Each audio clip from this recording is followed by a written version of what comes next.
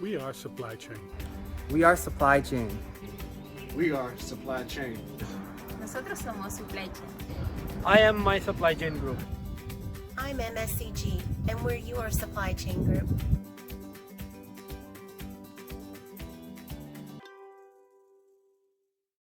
Within our MSCG system that we have built. Okay. So just little history, as I said, if people who have worked on APO, they've heard about, they know about transportation planning, vehicle scheduling, or TPVS, and then that was at a more detailed level, but you had something within SNP also, which was your TLB, transport load builder. So that's still there in APO.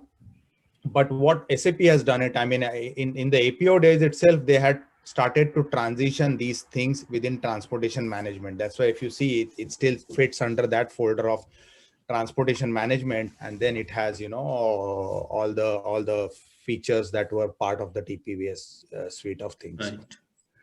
And what SAP has done is gradually they transitioned this to completely a different kind of offering, which from a functionality standpoint, it does all the things, but it's called as TM, or transportation module. So it has TPVS, it has transitioned to TM, and what SAP has done is they have taken it just not just supply chain planning, they have taken it further, so that you get an end-to-end view, depending on whether you're a financial controller at the company, or you're a logistics manager, or you're a logistic planner, or an operational planner.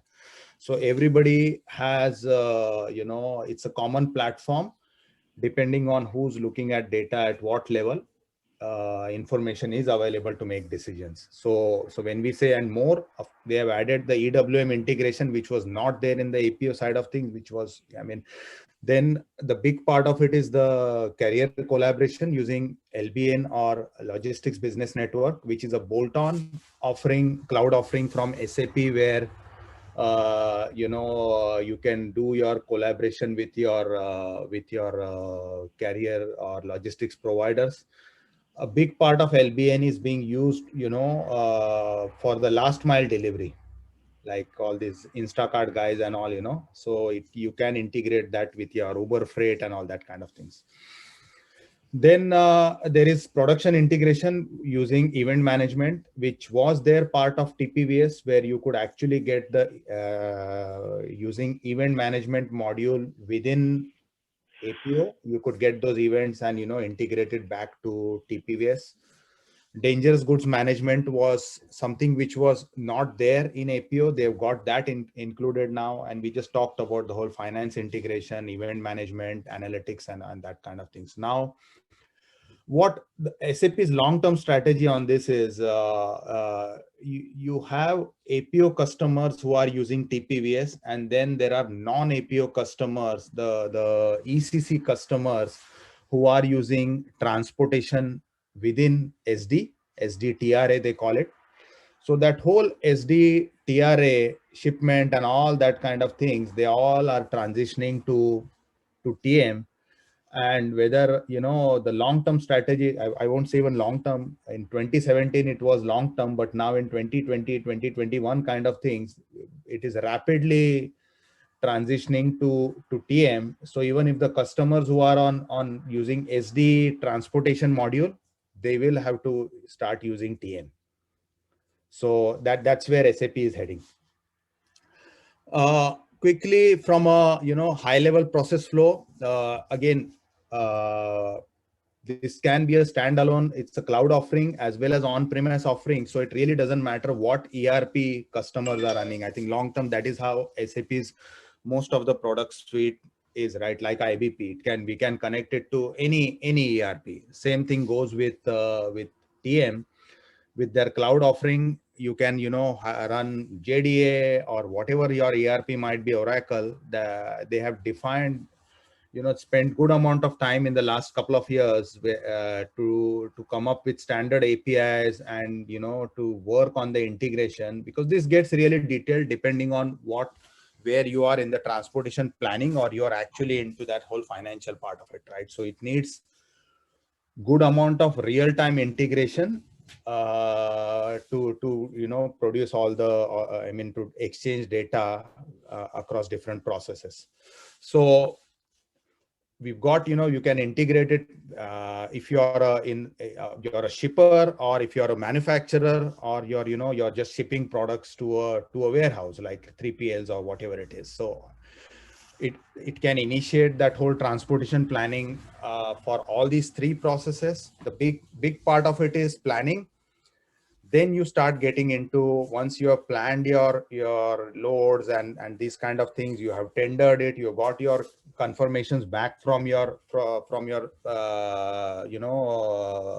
logistics service providers. Then you get into your execution.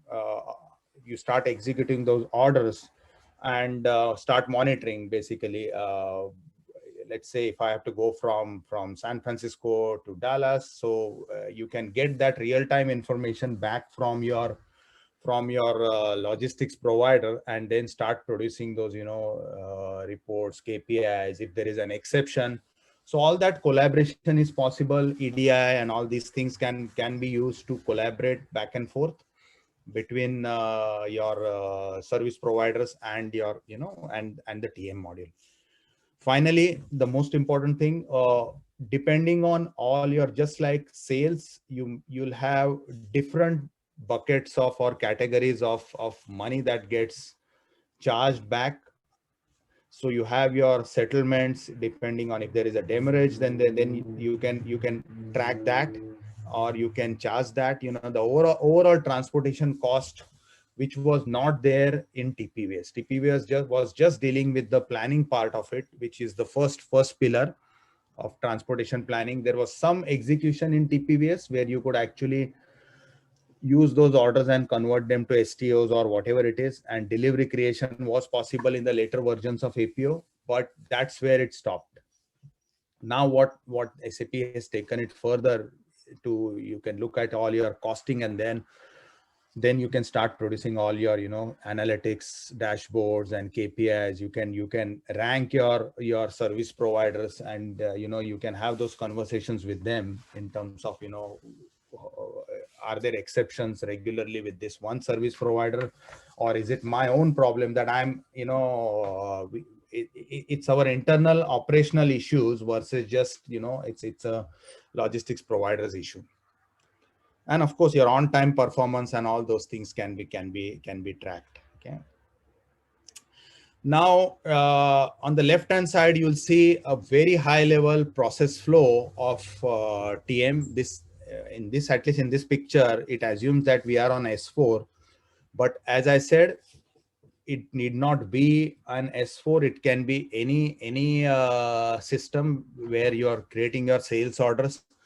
And whatever the dotted line that you see at the bottom, that is the TM part, where it can integrate and create. It starts with creating your freight units. We'll look at it in the demo, what we mean by freight units. It can do all your load planning.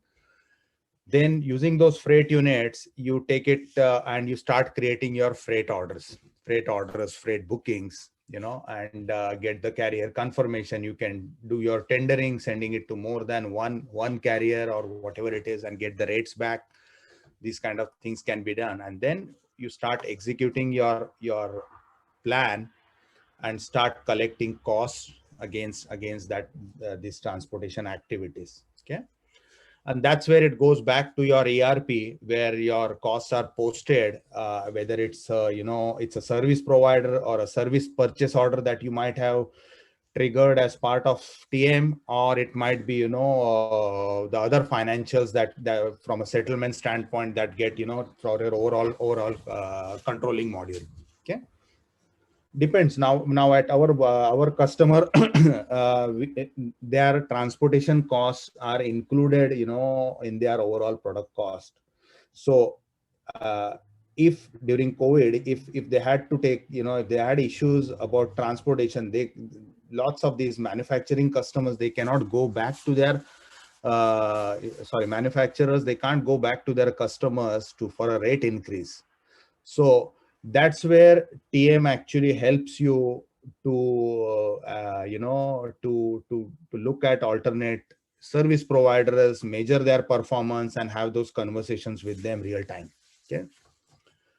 On the right hand side, you see various deployment options that SAP has, and as we speak, I think in the next 3 to 4 months there is a full blown. I mean, it's even there right now as we speak. The early version of full blown cloud offering for TM, where you can actually, you'll see all the web services where it can be, any ERP where you start exchanging your data with TM from a master data standpoint or all the transactional data standpoint, right? So you have your RFCs and you got your web services, depending on what data is required, real time answer when you're actually, triggering a particular transaction, right? And on the left hand bottom, again, you'll see deployment options where, you have your on-premise. Now we have our customer who has on-premise, they have TM, but we are talking to a couple of customers who don't run SAP. So for them, it is going to be completely a cloud deployment. Okay. So just with that being said, what I will do is I'll hand it over to Sachin. He'll walk us through these 3 pillars mainly, right? So, and based on the business roles. So let's say if if I'm the executive in the company and I want to track my freight spend, what happened for the last quarter, or what happened for the, what's coming, or, if I want to look at my 3 or 4 top logistics providers, how do I get that information? Then we've got the logistics planner. He has his own tool set that he can use to track what is going on. And then finally, at the end of the day, we've got the planner who's actually going to use the tool day in, day out to manage his loads, or, his shipments and all that kind